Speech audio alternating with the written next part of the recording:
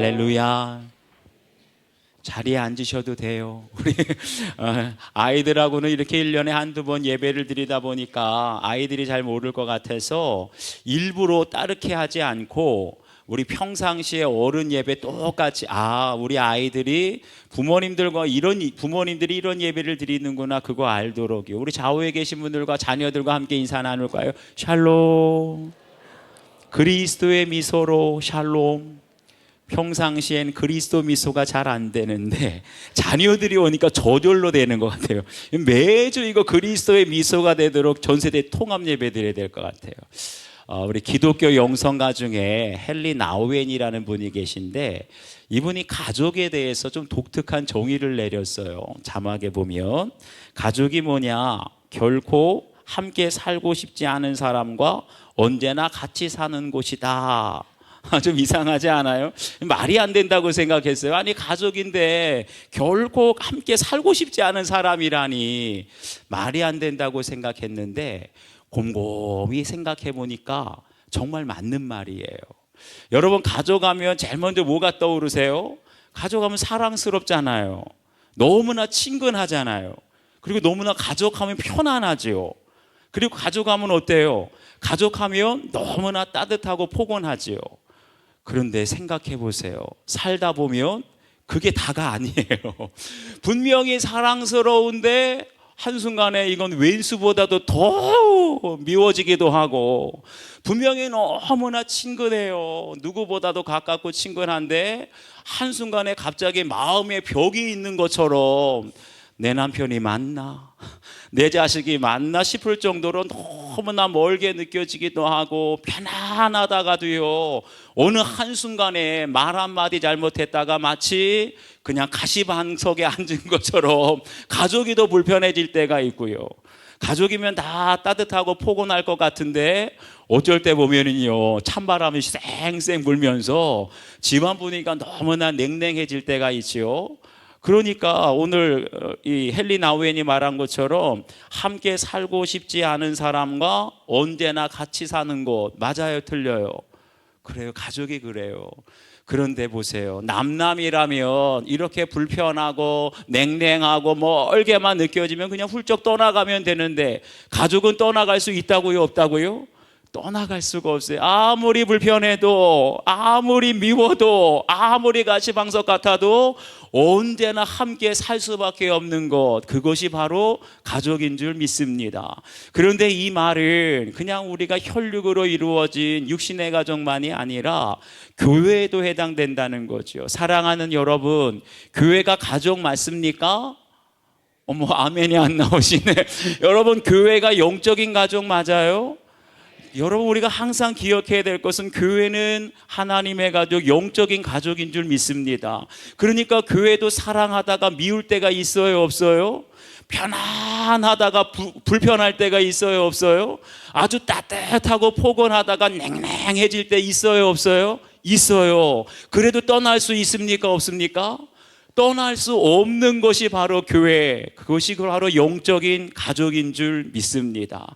그런데 우리가 지난 5월 달에 전세대 통합 예배를 한번 드렸는데, 그때 우리가 평가회를 하면서 생각지 못했던 피드백을 하나 들었어요. 그 당시에 가족들이 다 엄마 아빠가 모여서 예배를 드리고, 심지어는 3대 할머니, 할아버지, 엄마, 아빠, 아들, 딸 3대가 예배 드리는 가족 좋았어요, 싫었어요?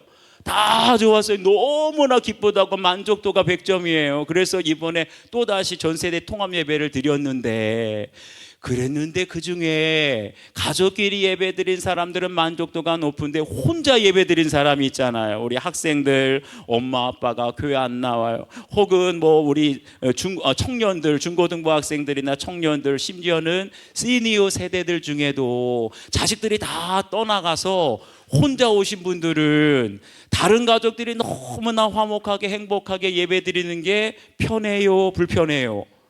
불편하다는 거예요.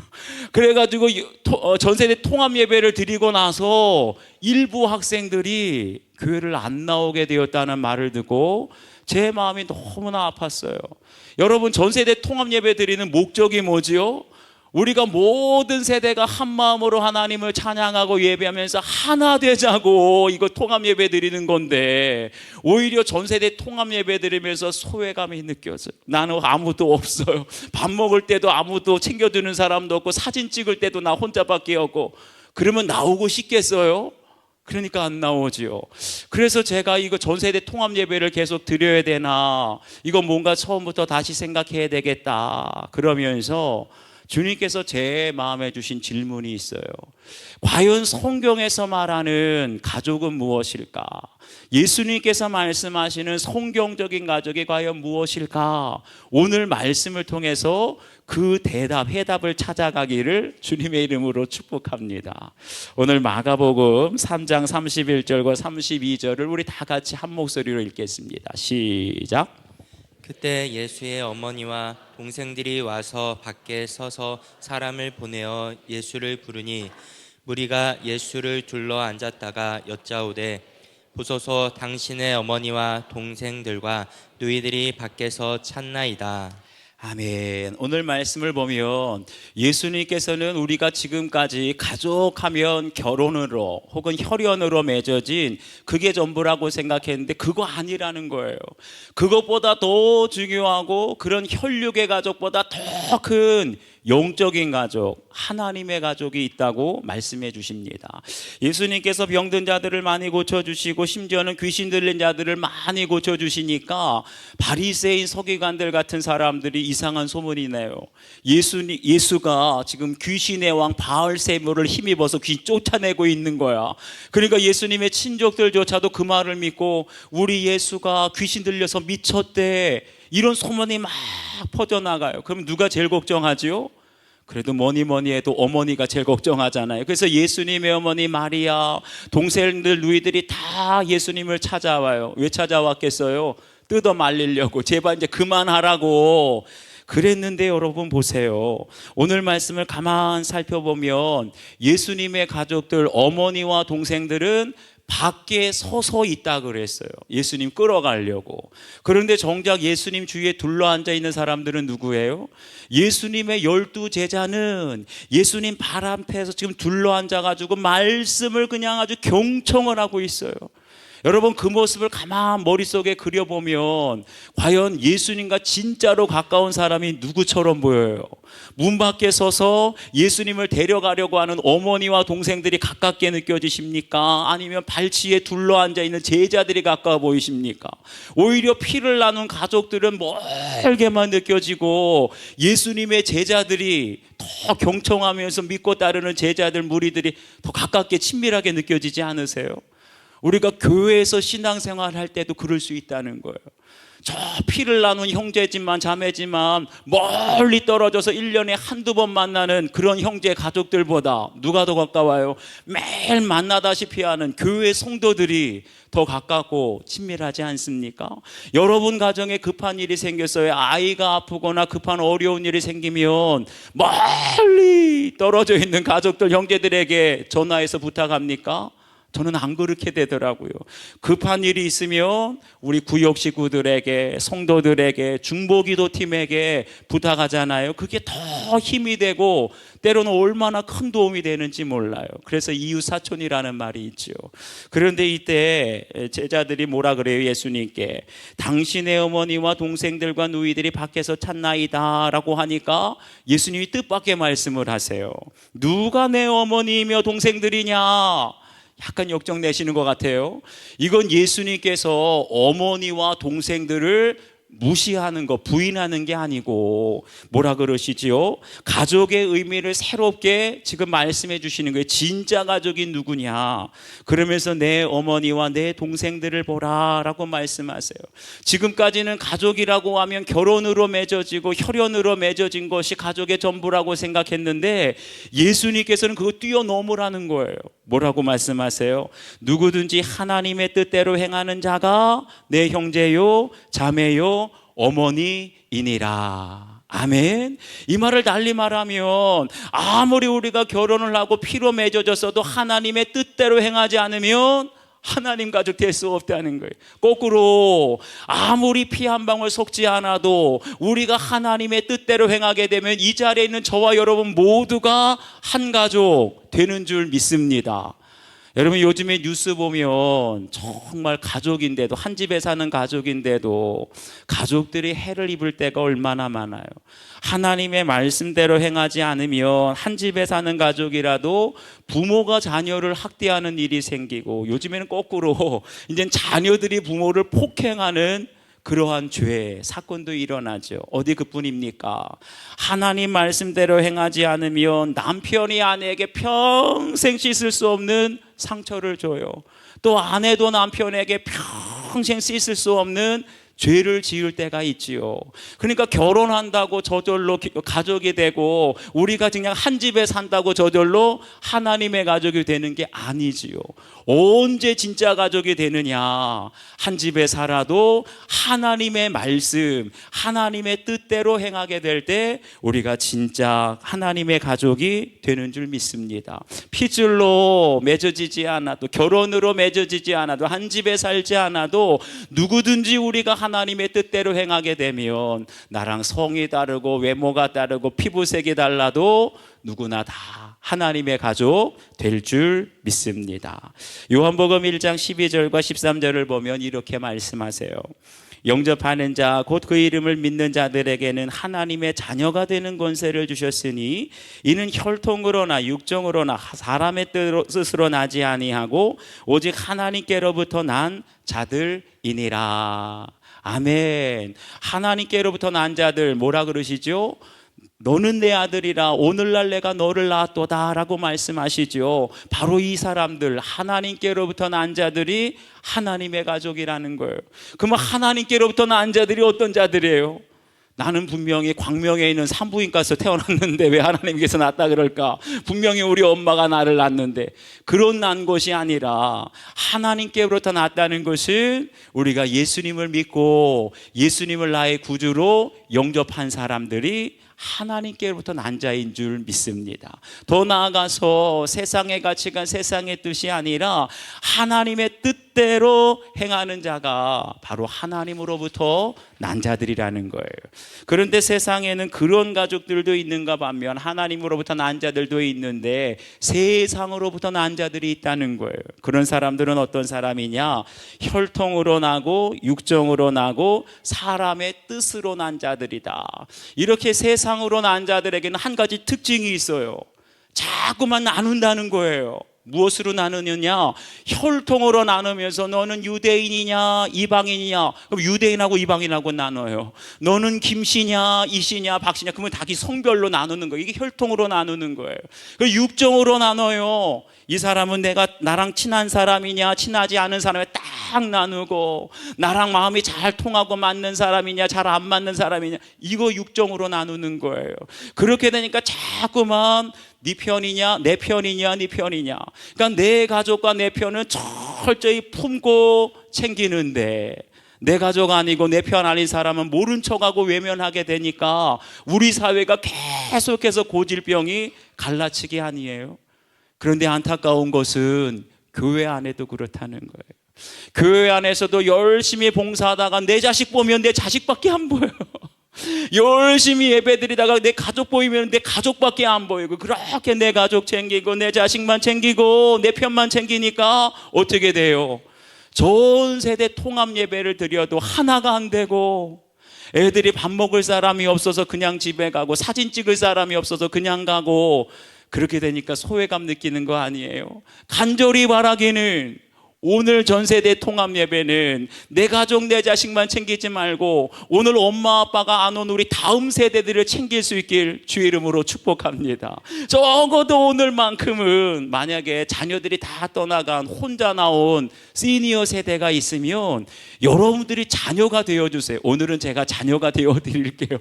그래서 식사도 같이 하시고 사진도 같이 찍어주시고, 그래서 전세대 통합 예배를 통해서 우리 교회가 소외되는 사람, 불편한 사람 한 사람도 없고 주 안에 기뻐하고 행복한 예배가 될 수 있길 주의 이름으로 축복합니다. 그러면 하나님의 가족은 뭐지요?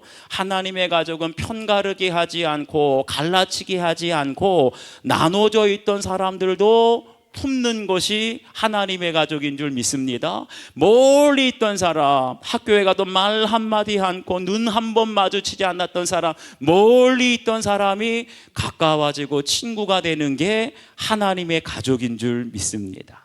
그래서 에베소서 2장 13절을 보면 이렇게 말해요. 이제는 멀리 있던 너희가 그리스도 예수 안에서 그리스도의 피로 가까워졌느니라. 여기서 멀리 있던 너희가 누구예요? 유대인들이 정말 미워하는 이방인, 유대인들이 정말 짐승처럼 멸시하던 이방인, 그 이방인이 어떻게 됐다고요? 가까워졌다는 거예요. 한 가족 됐다는 거예요. 어떻게 해요?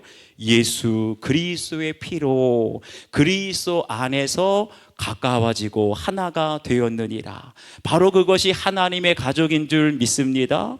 평행선 달리는 게 아니에요. 처음에는 등 돌리고 모른 척 했는데 나랑 수준이 맞지 않아서, 어울리지가 않아서, 통하지가 않아서 그랬던 사람들이, 이방인과 같던 사람들이 그리스도의 피로 가까워지고 그리스도 안에서 하나가 되는 것, 바로 거기에 하나님의 가족이 있는 줄 믿습니다. 우리 에베소서 2장 19절을 같이 한번 읽어볼까요? 에베소서 2장 19절 시작. 그러므로 이제부터 너희는 외인도 아니요 나그네도 아니요 오직 성도들과 동일한 시민이요 하나님의 권속이라. 아멘. 여기 보니까 너희는 하나님의 권속이라 그랬어요. 권속이라는 말 우리가 자주 사용하는 말 아니지요. 이 권속이라는 말이 어학사전에 이렇게 나와요. 한 집에서 거느리고 사는 식구. 다시 말하면 하나님의 권속은 뭐예요? 하나님의 식구라는 거예요. 여러분, 식구라는 말 참 정겹지 않습니까? 먹을 식자에 입구자. 식구라는 게 뭐예요? 한마디로 한 집에서 한 상에 둘러앉아서 밥같이 먹는 사람이 식구라는 거예요. 정말 우리가 친밀한 사람 아니면 한 집에 어떻게 밥상에 앉아서 밥을 먹겠어요? 그러니까 여기서 식구라는 것은 내가 가장 믿을 만한 사람, 나랑 가장 친밀한 사람. 그런데 여기서 말한 너희가 누구냐? 우리만 하나님의 가족이 아니라 멀리 있었던 원수 같았던 이방인, 유대인이 한 밥상에서 밥을 먹는 식구, 하나님의 권속이 되고 하나님의 가족이 된 줄 믿습니다. 이러한 하나님의 나라는 인간관계 위에는 세워질 수가 없어요. 우리는 만나기만 하면 뭐 물어봐요? 고향이 어디예요? 그러면 고향이 같은 동양이면 뭐 물어보죠? 고등학교는 어디 졸업하셨어요? 그런 다음에는 딱 보니까 나보다 어려 보여. 그러면은 몇 회 졸업했어? 그러면 벌써 이게 그냥 동향이고 같은 학교 동창이고 그러면은 그냥 저절로 인간관계가 친밀해지고 이루어지지 않습니까? 안타까운 건 교회도 그렇다는 거예요. 회사에서만 그런 것이 아니라 교회에서도 만나면 새 가족에게 고향이 어디냐고, 어느 고등학교, 어느 대학교 나왔냐고, 같은 성씨면은 거기 어디 몇 대 손이냐고, 무슨 파냐고, 그걸 다 물어보잖아요. 그런데 여러분, 이렇게 교회가 학연을 따지고 지연을 따지고 혈연을 따지면 하나가 될 수 있어요, 없어요? 끼리는 하나가 되는데 거기 끼지 못하는 사람은 소외가 되는 거예요. 하나님의 생명을 잃어버릴 수밖에 없어요. 그러면 하나님의 나라는 어떻게 됩니까? 로마서 14장 17절을 보면 하나님의 나라는 먹는 것과 마시는 것이 아니요 오직 성령 안에 있는 의와 평강과 희락이라.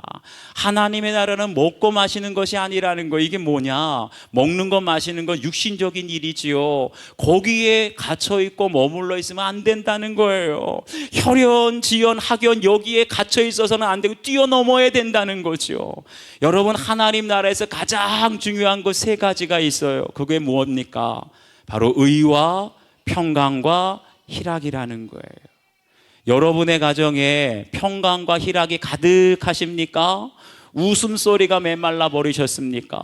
왜 분명히 우리 가족들은 다 예수님 믿어서 오늘 예배도 같이 드리고, 왜 우리 가족들은 다 예배도 같이 드리는데 평강과 희락이 사라지고 잃어버렸을까? 그건 다른 것 아니지요. 가장 중요한 평강과 희락을 이루는 키 열쇠가 있는데 그게 바로 의입니다. 여러분, 의라는 한자를 아시죠? 의라는 한자 어떻게 이루어졌지요? 양자와 나아가 합쳐진 단어가 의예요. 오를 의죠. 의로울 의. 그런데 가만 보면 누가 위에 있어요? 양이 위에 있고 내 자아가 밑에 있어요. 다시 말하면 의라는 건 뭐냐? 내 자아 위에 어린 양을 모시고 사는 것이 의라는 거죠. 쉽게 말하면 뭐예요?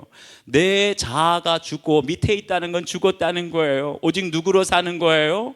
내 위에 어린 양으로 살아가는 것. 그것이 바로 성경에서 말하는 의인 줄 믿습니다. 내 자아가 죽지 않으면 의가 이루어질 수 없어요. 이걸 우리 교회에서 맨날 하는 말이 뭐죠? 바로 나는 죽고 예수로 사는 삶. 이렇게 의가 이루어지게 될 때 평강과 희락이 따라오게 될 줄 믿습니다. 왜 예배를 드려도, 왜 예수님을 믿어도 희락과 평강을 잃어버렸을까요? 내 자아가 살아있어서, 죽지 않고 살아있어서. 남편은 혈기의 자아가 살아있고 아내는 또 내가 뒤질세라 자존심의 자아가 살아있으니까 부부싸움이 그냥 그치질 않아요. 평행선으로 계속 가니까 상처와 아픔이 가득하고 자녀들의 얼굴이 시간이 지날수록 어두워져요. 집안이 화목하기보다는 늘 갈등과 다툼이 그치지 않게 되는 거예요. 언제 우리 가정이 하나님의 나라 될까요? 철저히 나눈 죽고 예수로 살게 될 때, 하나님의 의를 이루게 될 때 우리 가정에 무너졌던 평강, 화목이 살아나게 되고 멀리 떠나갔던 희락과 기쁨과 웃음이 다시 찾아오게 될 줄 믿습니다. 저는 여러분도 아시는 것처럼 목사잖아요. 제 아내는 4대째 모태신앙이에요. 이렇게 믿는 사람들이 만나서 결혼을 하게 되고 자녀를 낳게 되면 저절로 하나님의 가족, 하나님의 나라가 되는 줄 알았어요. 그런데 결혼해서 자녀를 셋이나 낳았지만 여전히 내 자아가 죽지 않고 혈기가 나오게 되고 정력으로 살게 되니까 아내와 자녀들에게 참 상처를 많이 주었습니다. 이렇게 혈기를 부리고 정욕대로 살게 되니까 어때요? 버럭버럭 그냥 화를 내고 큰 소리 치니까 가정의 평강이 깨어지고, 애들이 어렸을 때는 그렇게 그냥 생글생글 웃었는데 이제 초등학교 들어가고 사춘기 접어들게 되면 점점 애들이 어두워지기 시작하는 게 희락을 잃어버리게 되었죠. 그러다가 제가 구속사의 말씀으로 큐티를 하면서 그때 처음으로 이제 내 죄를 말씀을 통해서 다른 사람에게 설교만 하려고 그랬는데 큐티를 하면서 내 죄를 보기 시작하고 예수님과 동행하는 삶을 살면서 사실은 이제는 내가 사는 것 아니요 오직 내 안에 그리스도께서 사시는 것이라 달달달 외웠지요. 그런데 나는 죽고 예수로 사는 복음을 몰랐어요. 그대로 살지를 못했어요. 그래서 예수님과 동행하면서 나는 죽고 예수로 살게 되었습니다. 그런데 큐티를 하고 예수 동행 일기를 써도 가정에 속상한 일, 실망스러운 일, 화나는 일 있을까요? 없을까요? 있더라고요.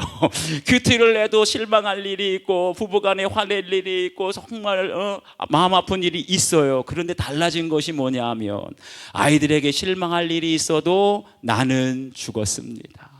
부부 사이에 속상하고 화날 일이 있어도 나는 죽었습니다. 여러분, 죽은 사람은 말이 있어요, 없어요? 죽은 사람은 말이 없다. 그래서 아무리 속상하고 아무리 화가 나고 아무리 실망해도 나는 죽었습니다. 아무 말 없게 되니까 변화가 있어요. 이렇게 혈기 부리던 아빠가, 혈기 부리던 남편이 나는 죽었습니다, 나는 죽은 사람은 말이 없습니다, 그러니까 아이들의 어두웠던 얼굴이 조금씩 펴지기 시작하면서 집에 다시 한번 웃음꽃이 피어나기 시작하는 거예요. 어머, 여러분 별로 안 좋으세요? 저희 집에 이렇게 다시 웃음꽃이 피어났다 그러는데 기분 안 좋으세요? 그리고 남편이 혈기 부리고 그냥 그렇게 큰 소리 치던 남편이 나는 죽었습니다, 죽은 사람은 말이 없습니다. 그러니까 누구 얼굴이 또 펴지겠어요? 아내의 얼굴이 펴지기 시작하는 거예요. 그렇게 철저히 나눈 죽고 예수로 살게 되니까 예전에는 부부 사이에 대화가 그렇게 많지 않았는데 뻔한 얘기만 했는데 이제는 아주 깊은 얘기, 영적인 얘기, 모든 대화가 더 깊어지고 친밀하게 된 줄 믿습니다. 나 한 사람이 죽고 나 한 사람이 예수로 사니까 자녀들이 살고 가정의 평강과 희락이 회복이 돼요. 이것이 바로 하나님의 나라를 이루고 하나님의 가족이 된 줄 믿습니다. 여러분의 가정에도 그냥 말로만 교회 나온다고 하나님 가족 되는 것이 아니라 철저히 나눈 주고 예수로 사는 하나님의 의를 이루게 될 때 무너졌던 평강이 다시 회복되어지고 떠나갔던 희락, 기쁨과 웃음이 다시 찾아오는 가정 되길 축복합니다. 마지막 하나만 더, 하나님의 가족으로 그러면 산다는 게 무엇일까? 사실은 초대교회가 바로 예수님이 말씀하신 하나님의 뜻대로 행하는 자가 내 형제요 자매요 어머니이니라, 이 말씀대로 실천한 데가 바로 초대교회예요. 그게 뭐냐? 사도행전 2장 44절 45절을 보면 이렇게 말씀하세요. 믿는 사람이 다 함께 있어 모든 물건을 서로 통용하고 또 재산과 소유를 팔아 각 사람의 필요를 따라 나눠주었다라고 그랬어요. 여러분, 초대교회의 특징을 한마디로 말하면 뭐라고요? 나눔에 있다는 거예요. 물건을 통용하고 소유와 재산을 팔아 나눠주었다. 이 나눔이라는 건 갈라치기 나눔이라는 게 아니고 퍼주었다는 거예요. 내 가장 소중한 재산, 내 가장 소중한 소유를 필요한 사람, 가난한 사람들에게 나눠주었다. 여러분, 이게 어디에서 가능하죠? 일반 사회에서 이런 일이 있을 수 있나요? 이건 가족 안에서만 일어날 수 있는 일이잖아요. 평생 내가 피땀 흘린 모아놓은 재산 나중에 죽을 때 되면 누구에게 물려줘요? 교회는 안 물려줘요. 절대로. 이웃에게 물려주지 않아요. 누구에게요? 내 자식에게.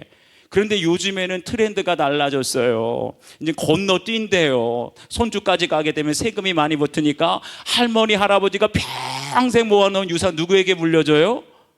뭐 잘 모르시나 보네. 손자녀들에게 이제는 아예 곧바로 물려준다 그러더라고요. 그렇잖아요. 우리가 가장 소중한 내 생명과 같은 거를 누구에게? 내 가족에게 물려줘요. 가정 안에서만 있을 수 있어요. 그런데 초대교회는 피 한 방울 섞지 않은 성도들에게 내가 평생 피땀 흘려 모아놓은 소유와 재산을 팔아 나눠주었다. 이게 뭘 말할까요? 비록 피는 섞지 않았지만 하나님의 가족으로 살았다는 거예요. 가족처럼, 우리는 이제부터 하나님의 가족처럼 삽시다. 가족처럼 산 것이 아니라 진짜로 하나님의 가족이 될 때, 그럴 때 내 가장 소중한 물건을 통용하게 되고 내 소중한 소유와 재산을 팔아 나누어 주는 삶이 있게 될 줄 믿습니다. 바라기는 우리 수인중앙교회가 그런 교회 되길 주의 이름으로 축복합니다. 비록 피를 나눈 형제 자매는 아니지만 때로는 부모와 형제에게도 말 못할 고난이 있어요.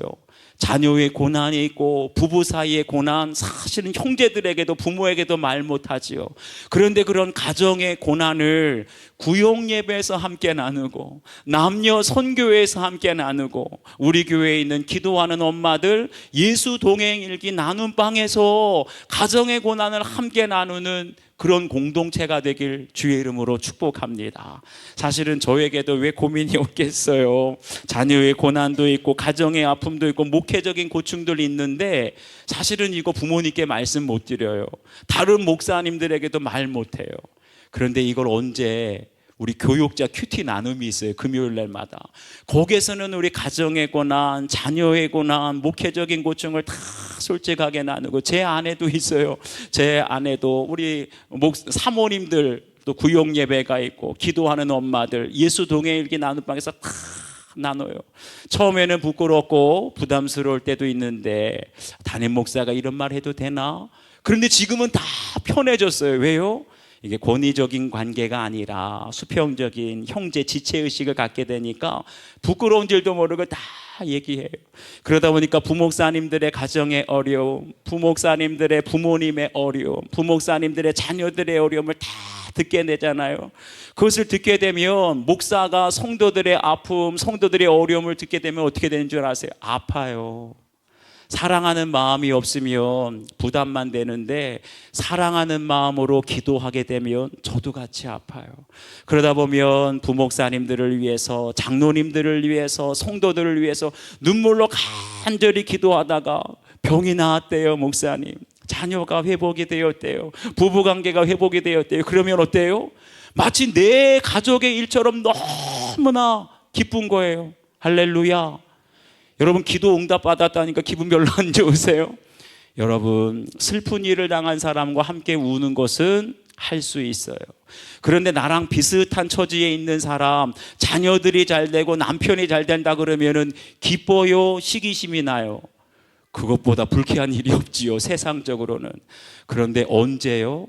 우리가 서로를 위해서 눈물로 기도하고 서로를 위해서 아파하면서 간절히 기도하게 되면 성도의 기쁨이 내 기쁨이 되고 부교육자들 자녀의 기쁨이 내 기쁨과 내 축복과 내 자랑이 되는 줄 믿습니다.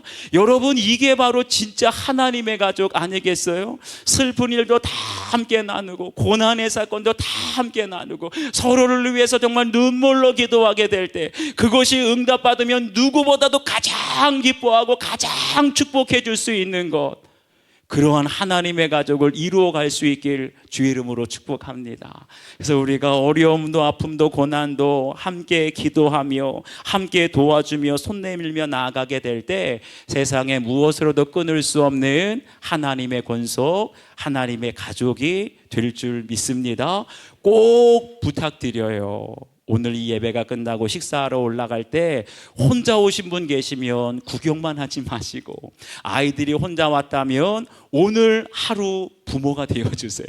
연세 드신 우리 시니어 세대가 혼자 계시다면 오늘 하루 자녀가 되어주세요. 손자녀가 되어주셔도 좋아요. 그래서 함께 식사하고 함께 사진 찍고 함께 교제 나누게 될 때 오늘만큼은 소외되는 사람 한 사람도 없이 주 안에 하나가 되고 주 안에 다 기쁘고 행복한 통합 예배 되길 주의 이름으로 축복합니다.